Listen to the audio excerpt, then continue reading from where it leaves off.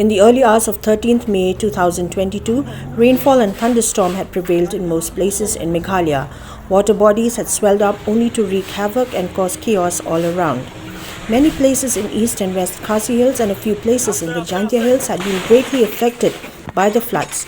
In an incident at Byrnihat in Ri Bhoi district, a 13-year-old child had lost his life while 3 others were injured when, due to heavy rainfall, a tree was uprooted and fell on the vehicle where the 4 persons were travelling in.